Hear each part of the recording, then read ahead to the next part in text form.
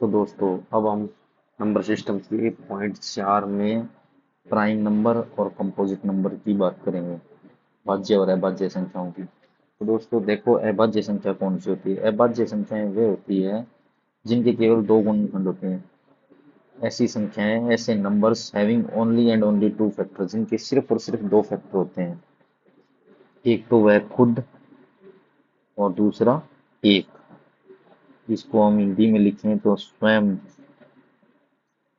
और एक। इसके सिर्फ दो गुणनखंड होते हैं। ऐसी संख्याएं होती है जो उदाहरण में दे रखी है: 2, 3, 5, 7, 11, 19, 23। ऐसी बहुत सी संख्याएं हैं जो अभाज्य संख्याएं कहलाती है। अब हम बात करेंगे कंपोजिट नंबर्स की।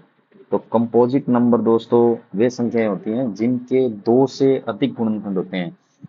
मतलब अभाज्य संख्याओं को यदि छोड़ दिया जाए तो बाकी सारी संख्याएं ही भाज्य ही होती है। जो उदाहरण के लिए आपको दे रखा है: 4, 6, 8, 10, 12, 14, 16।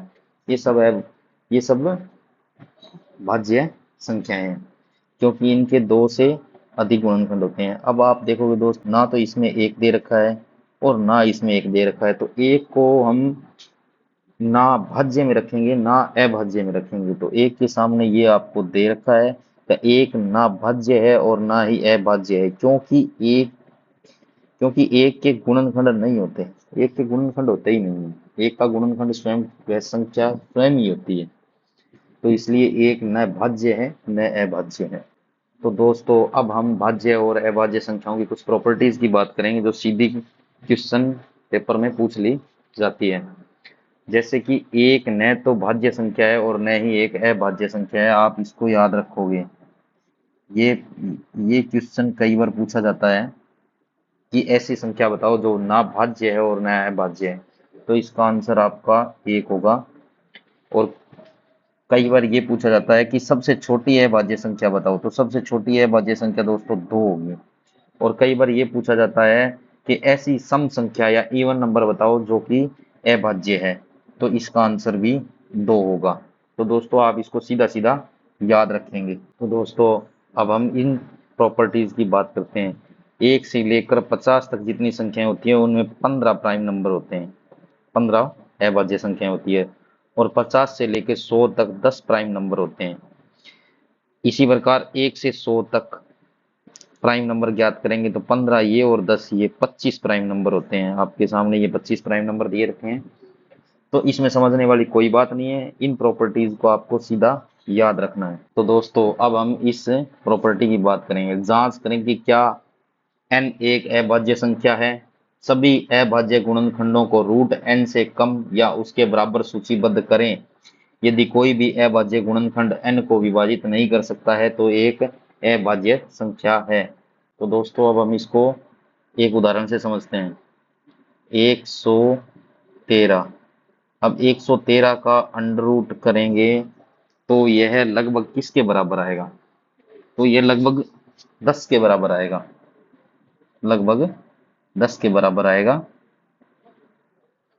तो अब देखो दोस्तों, 10 से छोटी जितनी भी अभाज्य संख्याएं आप अब उनको देखो: 2, 3, 5 और 7। अब इनका भाग 113 में देके देखते हैं। अगर इनका भाग 113 में नहीं जाता है तो 113 एक अभाज्य संख्या ही होगी। 2 का भाग तो इसमें नहीं जाएगा क्योंकि यह एक विषम संख्या है। 3 का भाग इसमें नहीं जाएगा क्योंकि 3 और एक 4 और एक 5। 5 में 3 का भाग नहीं जाता, इनके सम में 3 का भाग नहीं जाता, तो इसमें भी 3 का भाग नहीं जाएगा। 5 का भाग भी इसमें नहीं जाएगा क्योंकि 5 यहाँ पर जो है इकाई का अंक ना 5 है ना 0 है, तो इसमें 5 का भी भाग नहीं जाएगा। 7 का अगर इसमें भाग देके देखेंगे तो 7 का भाग भी इसमें नहीं जाएगा। तो यह एक अभाज्य संख्या हो गई। जो ऊपर दी गई लाइन थी उसके कहने का मतलब यही था। तो दोस्तों अब हम इस प्रॉपर्टी की बात करते हैं। सभी अभाज्य संख्याएं जो 2 और 3 से बड़ी हैं उन्हें 6k+1 और 6k-1 की फॉर्म में लिखा जा सकता है। तो दोस्तों कोई भी अभाज्य संख्या हो, कोई भी अभाज्य संख्या हो, जिसमें या तो एक जोड़ने पर या एक घटाने पर वह 6 का गुणनखंड बनेगा। तो आप उदाहरण के तौर पे देख सकते हो। तो जैसे मान लो अब हम 197 उदाहरण के तौर पर लेते हैं। 197 एक अभाज्य संख्या है। 197 में यदि एक जोड़ दिया जाए तो यह 198 होगा, और 198 में 6 का पूरा पूरा भाग जाता है। तो इस प्रकार से कोई भी अभाज्य संख्या है जिसके अंदर या तो एक जोड़ने पर या घटाने पर वह 6 का गुणनखंड बनेगा। तो इस लाइन के कहने का मतलब यही था। मान लो दोस्तों एक और उदाहरण लेके देखते हैं। 113। 113 में भी यदि अपन अपने एक जोड़ देंगे तो यह 114 बनेगा। तो 114 के अंदर भी 6 का पूरा पूरा भाग जाता है दोस्तों। अब एक उदाहरण और लेके देखते हैं दोस्तों। तो दोस्तों अब हम 19 को लेके देखें। 19 में से यदि एक घटा देंगे तो 18 आएगा, और 18 में भी दोस्तों 6 का पूरा पूरा भाग जाता है। तो इस प्रॉपर्टीज का कहने का अर्थ यही है। तो दोस्तों हम अब सह अभाज्य संख्याओं की बात करेंगे। तो दोस्तों ऐसी दो संख्याएं जिनका एचसीएफ एक हो, ऐसी संख्याओं के जोड़ों को सह अभाज्य संख्या कहेंगे। ऐसी संख्याएं जरूरी नहीं है कि वह अभाज्य ही हो। जैसे 15 और 8, अगर इनका एचसीएफ निकालेंगे तो एक ही निकलेगा, परंतु यह अलग अलग ये भाज्य संख्याएं भी है। तो ऐसी संख्याएं जिनका एचसीएफ एक होता है, ऐसी संख्याओं को सह अभाज्य संख्या कहते हैं। तो दोस्तों ट्विन प्राइम नंबर दोस्तों वे ऐसी दो अभाज्य संख्याएं जो लगातार आती है और उनके बीच का अंतर 2 होता है। जैसे 17 और 19, इनके बीच का अंतर 2 है।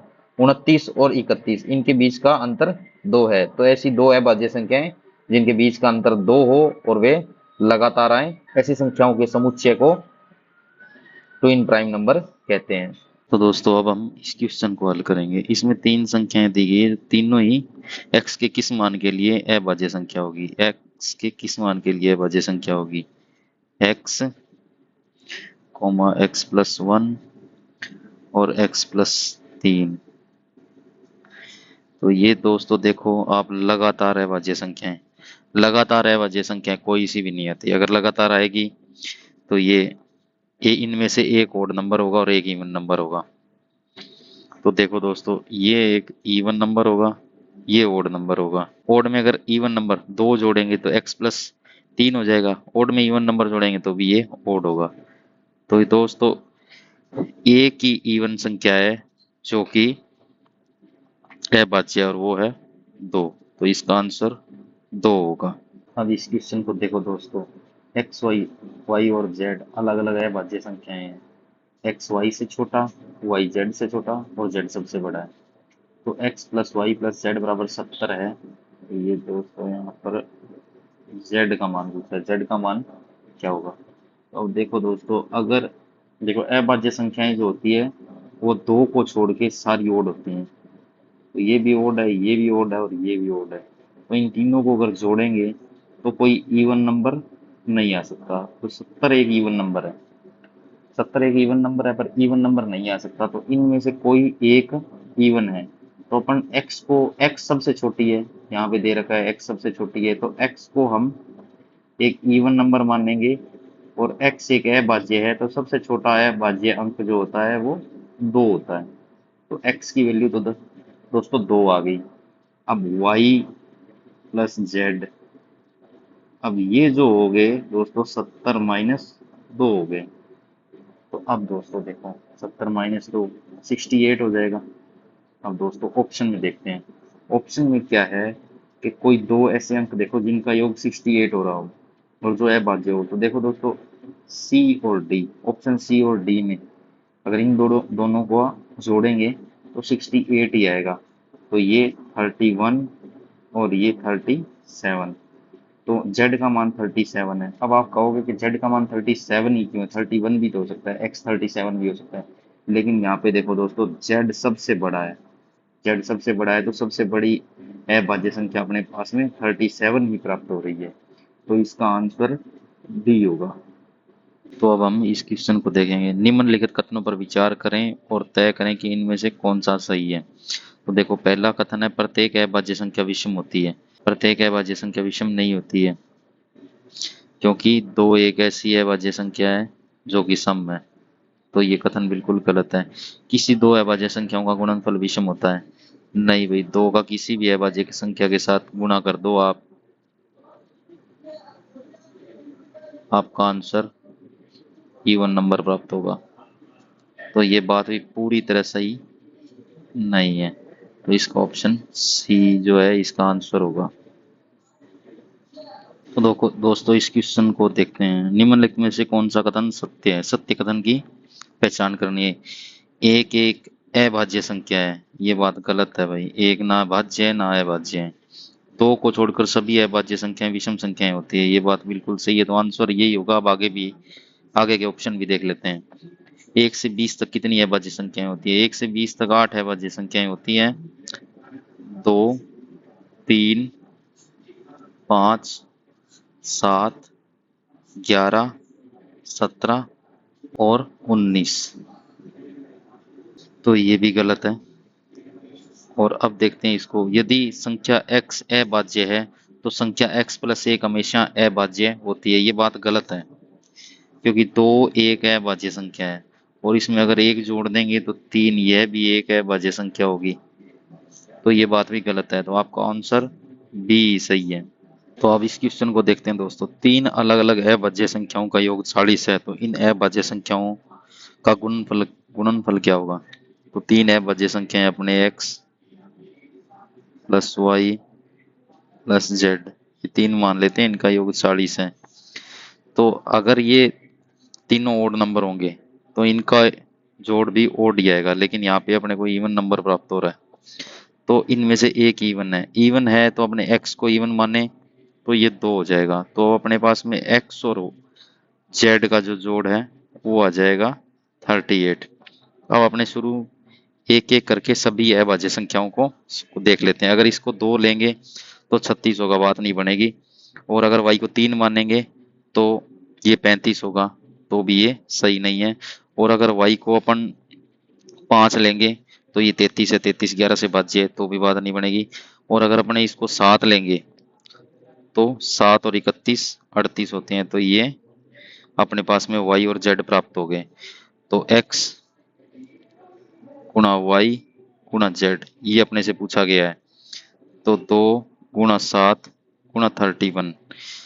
अब इनको अगर गुणा करेंगे तो 7 दूनी 14, 14 को 31 से गुणा करेंगे तो 434 उत्तर आ जाएगा।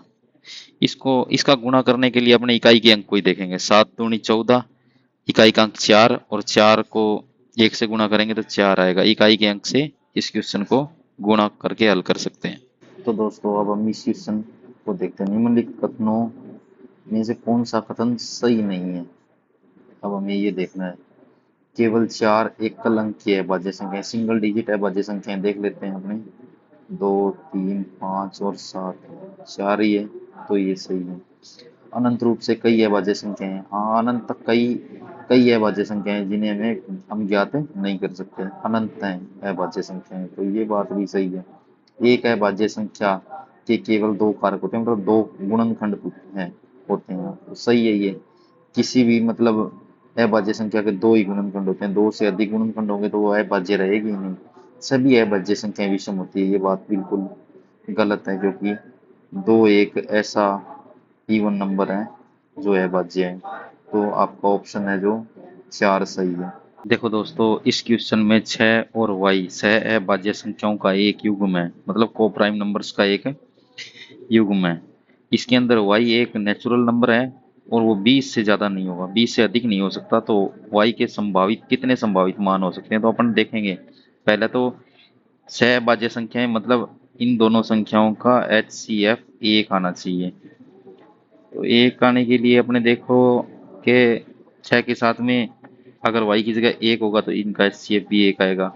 और अगर 2 रखेंगे तो नहीं, 3 भी नहीं, 4 भी नहीं, 5 6 का नहीं 7, 8 8 का नहीं 9, 9 में भी 3 है, 3 और 10 भी नहीं 11, 12, 12 में 2 और 3 दोनों का भाग जाता है, 6 का भी जाता है, 12 नहीं 13, इसी प्रकार से 14 में नहीं 15, 15 में 3 का भाग जाता है, 16, 16 में 2 का जाता है और 17, 17, 18 नहीं और 19। तो ये आ गए अपने पास में 1, 2, 3, 4, 5, 6 और 1, 7। तो बी आपका आंसर होगा। तो देखो दोस्तों, इस क्वेश्चन में इनमें से कौन सा युग्म सह अभाज्य संख्या है, को प्राइम नंबर है। तो देखो दोस्तों, 11 और 15 में कुछ भी कॉमन नहीं है, मतलब इनका एचसीएफ 1 होगा, तो आपका आंसर यही होगा। बाकी इनमें देख लेते हैं, इसमें 3 कॉमन है, इसमें 11 कॉमन है और इसमें दोस्तों 2 कॉमन है। धन्यवाद दोस्तों।